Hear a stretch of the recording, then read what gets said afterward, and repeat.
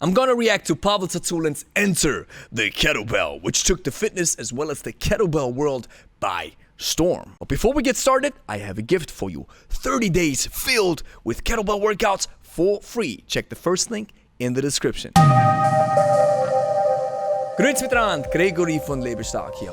Whether you agree with Pavel or not, whether you're RKC or Strong First, whether you are kettlebell sport or hardstyle, whether you are into kettlebell training or not, we have to acknowledge the fact that Pavel single-handedly, with the help of his friends, created the modern renaissance in the 2000s with the kettlebell. There's a high likelihood that Pavel's name will seep into any conversation pertaining to kettlebells, at least in the Western Hemisphere. So comrade, if you're ready to eliminate weakness from your gene pool, check out this reaction. Comrade, the kettlebell has been instrumental in weeding out weakness out of the Russian gene pool.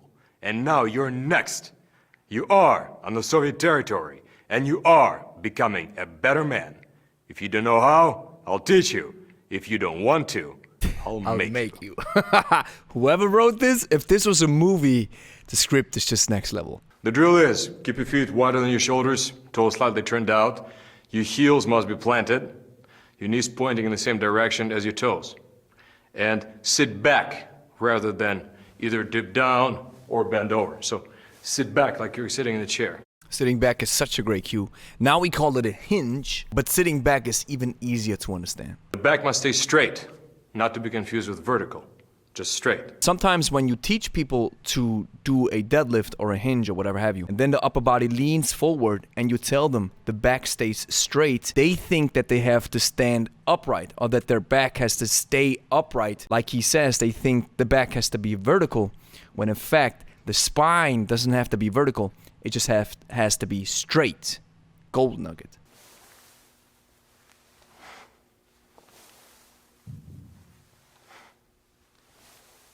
We do it a little differently, so pushing the hips back, upper body leans forward. Then I tuck my chin in because I want my spine to be aligned. He says it's a sumo deadlift. You know, in many cases when you do a sumo deadlift, you probably stand even wider than shoulder width apart. You stand fairly wide. Imagine powerlifters, how they sometimes deadlift. On the top of the deadlift, there must be a straight line through your whole body. From your legs, through your hips, through your head.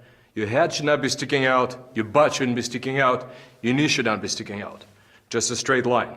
Anything less is not the proper lockout. It just shows me that he has had back then experience with, I would even say beginners, because beginners, or just maybe people in general, make the mistake that when they stand up from a hinge or deadlift or even a swing, that the hip is always kind of like in that position like he shows here, in a slightly bent position, because many people don't know how to really extend their hips. Just loosen up that shoulder girdle of yours. Because you're tight, and I'll fix it.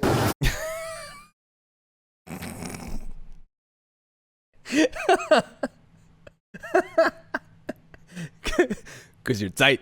And I'll fix it. And here it says it's your fault. You know what's up. It's your fault, man. I love it. And always be aware where the sun is. Be aware. Always be aware where the sun is. You know, you can say whatever you want about what he's saying right here. I mean, the marketing gig is powerful. It's captivating. It's entertaining.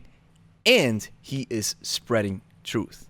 Mind you, I don't agree with everything that Pavel is saying. But you can't take away the fact and the matter that he is spreading some truth that has most definitely validity in real life. And to make it interesting for people to watch, you have to package it a kind of way, so he does it. Comrade, any fancy sneakers with cushion are plain bad news for you. So either go barefoot or wear shoes, they're almost no shoes. That's such a great statement with these cushion shoes. You always feel like your stand kind of elevated to a certain extent, which may hinder a so-called, it's a fancy word, it's called proprioception. This means your body's awareness to the floor, knowing where it is. And when you're running, maybe that's another topic, but when it comes to lifting heavy or even just longer periods of time, especially with kettlebells, yeah. No shoes or flat shoes, most definitely. When you've done a really hard set of swings or snatches, don't just plop on the ground and suck wind. Keep moving. Walk, jog, shadow box. He's not the only one saying this.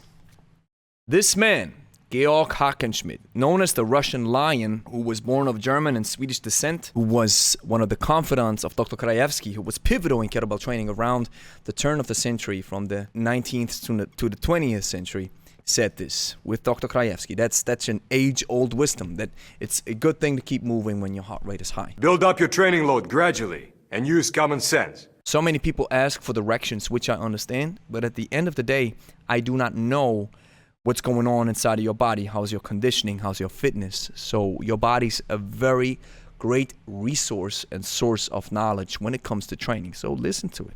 It's been said, this is the closest you can get to a fight without throwing a punch. The writing is so fascinating. I think he wrote these lines himself because when you read his books and his articles, he has the same type of writing style. Then stick your hands right here in these creases. Remember this crease. Push with the ridges of your hands. Notice the weight goes on your heels. Your toes are even coming up slightly. Now keep pushing and start sitting back. Don't go down. Don't go forward. Sit back. Again, he emphasizes the fact that so many people move from the knees. That's what we see as well. And the other portion moves from the back or from the spine. Such a great cue to have you understand how to move from your hips. It's your power center, where your most powerful and strongest muscles are located. Your butt back, hike, pass it, fold through the hips.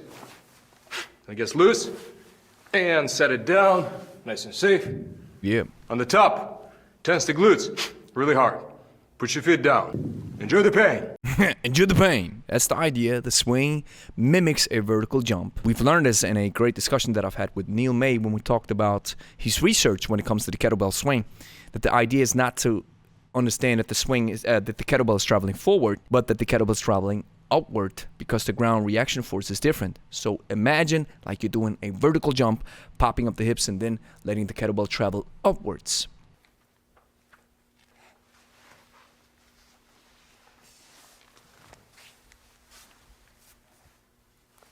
Yeah, that's kind of a squat up, right? Yeah. He does this, he pulls his leg in. We call this the Turkish squat up. Great variation of the get up. And he does it a little bit differently than it is done today. So another thing that some people might be criticizing is, hey, but he does it differently and now it has evolved. Exactly. Exercises evolve, people gain new knowledge, and then the exercise gets better. Picking up with one, we call this the broken arm position. Bad idea. The broken arm position. Press it up. Keep your elbow locked. Push with his foot. Just do this a few times. Abs tight. That's what so many beginners do wrong, is they think they have to crunch their way up or sit up their way up instead of pivoting the body to the left elbow from the power source and from the strength from your right heel or left heel respectively when you do the other side. Okay, at this point, you gotta get up. How you get up, it's your business. Anything that feels comfortable is safe to you. Get up however you want. A great idea for back in the day when there wasn't much around when it comes to the Turkish get-up. And as far as I know, Steve Maxwell brought the Turkish get-up into the curriculum of RKC. And now we know we have better ways or more efficient ways to get up. Head back down. Keep your elbows straight. It's interesting to see what he does right here. A curtsy lunge combined with a hunter lunge. We do a similar pattern, even though I avoid the hunter's lunge. Make sure I have enough space. But I make sure that I use the curtsy lunge to be in the proper position of the half kneeling open position to save my lower back. Down. That's what's up. Seamless and tight. Seamless and tight. Comrade, you can't put a kettlebell up overhead until you can bring it up in one clean movement. You must come down and relax. But your glutes are tight. Tense the glutes. Protect the back by tensing the glutes. I do this all the time. And this is a proper rack position that you also see in kettlebell sport. That's where he got it from, I'm assuming. And yes, they chose a different kind of kettlebell. They designed their own. So that's the reason why the hand insertion is a little bit different. But other than that, it's a perfect rack position. That's how you do it. And yes, things changed along the way when he came up with the hardstyle idea. I think then they started standing tall. But hey, you see this? The back right here is in a slightly kyphotic position, and the elbow rests on the iliac crest of the hip. Keep the kettlebell really close. Yeah. Right in here. Yeah. Really close. See. That's a rack position. That's his background. Yeah. A proper rack position with double kettlebells. Abs tight. Glutes tight? I've incorporated the tightness as well. I've heard from folks when you are engaged in the rack position where the kettlebell rests on your hip that you want to stay as loose as possible and efficient as possible so everything stands on the frame. But what I like to do is tense my midsection to get ready to prepare it like a kettlebell or like an arrow for the dip and a bump when you bring the kettlebell overhead. So I follow his idea now of tensing your midsection as he describes it. Comrade, a very important concept in our system of training is relaxed tension. Arm, relax, hips, hard, compressed breathing. I think they changed some of these ideas along the way because I see a lot of hardstyle, strong first RKC guys with maximum tension along the way all the time. I call it the Bruce Lee way of doing things. You have to be like water. Understand when to tense, understand when to relax. 100% agree with Pavel right here, the way he describes it. The press for shoulders like the Kremlin parade troops. I love this. One of the best exercises for the upper body. Your press is only going to be as good as you clean. Make sure your body's fully loaded. It's like ready to release that springy energy. Exactly what I do. I load my body like a kettlebell, like an arrow. My glutes, my abs are tight. Note how not to clean. See the kettlebells moving all over the place? You're leaking power, sagging everywhere. Beginners do this so many times. See, even though I do disagree in certain areas with Pavel's ideas, he must have had experience with complete novices, or maybe even the special units that he trained, which he shares in his story, which I do believe. Even those, you know, you can take a police officer who's a veteran and then they start working with kettlebells the first time. It always gets a little bit wobbly and things change a little bit and they're not used to it. So this wobbly stuff with beginners, they do it, they clean it, and then from this unstable position, they try to press it. And then sometimes I walk up to them, especially in the group classes, we see this a lot. And I tell them, listen, be calm, relax. And they're like, no, be calm, relax. Get tight, build strength, build tension. Now you press up. And then they understand they have to clean it, relax for a second, or at least hold it for a second to get a good ground position. Because your finish overhead in the press is only as good as your start, which is your clean, exactly like Pavel shares it. When you press a weight, you always use your lat. You always press from the lat. So much wisdom in this cue, because many people, when they press the weight overhead, they lift the shoulder up as well instead of keeping the shoulder packed. You know, there are some fancy words, you know, packed shoulders, tight abs, braced abdominals. And while we sometimes throw these terms around too often, they still hold validity and truth. A stable shoulder, because the shoulder is such a mobile joint, has to be a prerequisite, a fundamental element for a press. So you press it out to the side, keeping the forearm vertical, and then bring it back close to your head. You see the elbow locks on the top. It's very important. So it's a circular movement. So here's where I disagree with Comrade General. I'd rather have you press the weight up in a straight line because it's more efficient. If we press up in a straight line, we cover the shortest distance because the shortest distance between 2 points is a straight line. If you go in a circular line, I call this the scaption press or the side press to a certain extent. From what I've heard is it works more muscle, yes. It is harder to do, yes.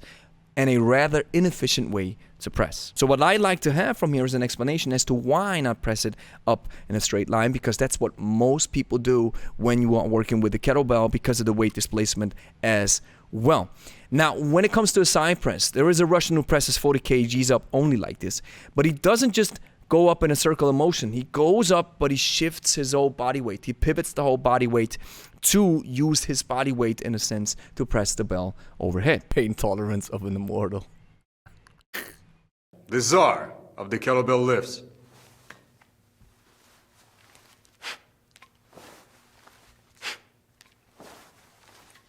Now, I do understand why he teaches it that way in a straight line and then really just slapping the bell overhead and extending it, is because it's the easiest to learn and the easiest to teach. If you take a look at the kettlebell sports snatch, for example, there's so many things involved, especially with pivoting the weight, leaning away from the bell to make sure that the distance between the bell and your center of mass is decreased on the way up as well as on the way down.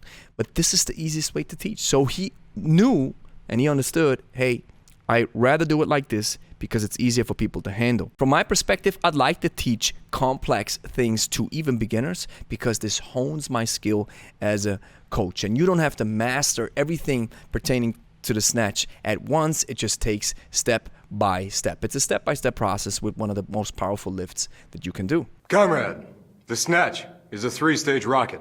The first stage is the most powerful and the slowest. It's the hips. The second stage is the shoulder.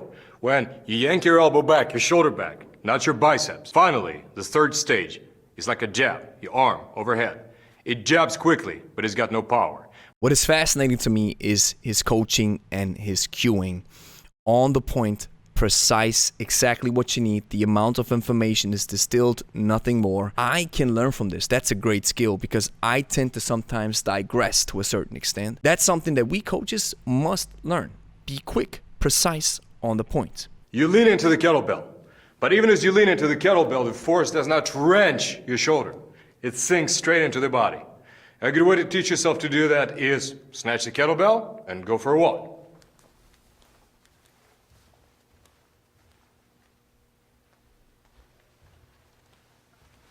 Feel how it's sitting in the shoulder. That's why the kettlebell is such a great tool for tight shoulders or a tight upper body because it has this powerful therapeutic effect. Now this stuff right here, I'm seeing this from the first time. The making of a kettlebell, and from a marketing perspective, Pavel was so powerful. There's so many things to learn from him, not just from a coaching perspective. Doesn't matter if you agree or disagree with him. It's from a marketing perspective. They knew what they were doing. Check out the language. Preparing the fiery furnace to prepare the kettlebell.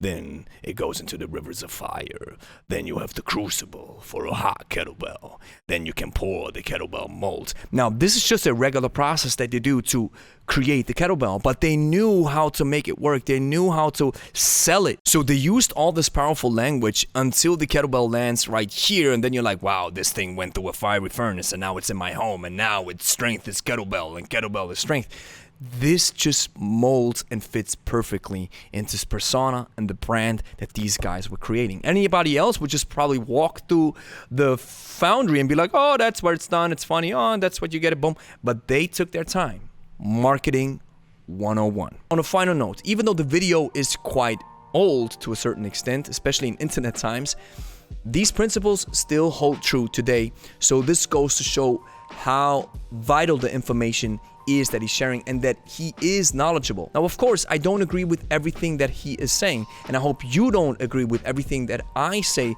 if you follow this channel, because this is how we can make this thing better. This is how we can create a better type of training modality. This is how we increase the reach, potential, and powerful usefulness of the kettlebell when we disagree, and then we sit on a table, and then we have conversations and find out which idea is the best, which idea has to win, and that's the one that we're using. And as charismatic as he is, as passionate as he is, I get why this thing took off. It was kind of new. He was a foreign man from a foreign land, and people love exotic stuff, and then there's truth to it. And then you have a guy who knows branding and marketing. You have a power combination to success. And here's the next thing that you have to do. You have to like the video, consider subscribing, and then go watch this video. Here are a couple of lessons that I've learned from Pavel Tsatsouline, which have helped me in my kettlebell coaching career and which are valid, and I think they can help you as well. So go watch this video right now.